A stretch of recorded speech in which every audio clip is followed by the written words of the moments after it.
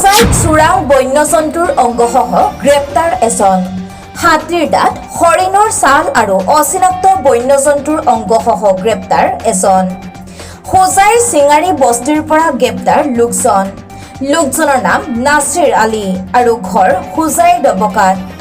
লোকজনৰ কবলৰ পৰা 9 ইঞ্চি হাতীৰ দাঁত পহুৰ ঠেং আৰু ছাল উদ্ধাৰ কৰে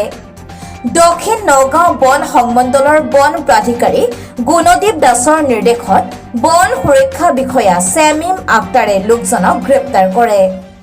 আজি ৰাতিপুৱা হোজাই চিংগাৰী বস্তিত আমি অভিযান চলাই নাছিৰ আলী নামৰ এজন ব্যক্তিক আমি আটক কৰোঁ তেওঁৰ লগত কিছুমান সন্দেহযুক্ত ৱাইল্ড লাইফ আৰ্টিকেল আৰু প্ৰপাৰ্টি পাওঁ সেইকাৰণে আমি তেওঁক আনি অফিচত আনি পেলাই তেওঁক আমি মেজিষ্ট্ৰেটৰ ওচৰত প্লেচ কৰিম কি বস্তু পাইছিলে বাইদেউ তেওঁৰ লগত আমি হাতীৰ দাঁত পাইছোঁ আৰু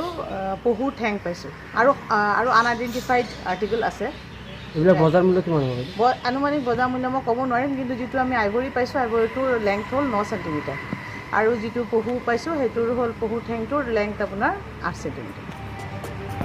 ডবকাৰ পৰা লুৎফুৰ ৰহমানৰ ৰিপৰ্ট ব্ৰহ্মপুত্ৰ লাইভ 24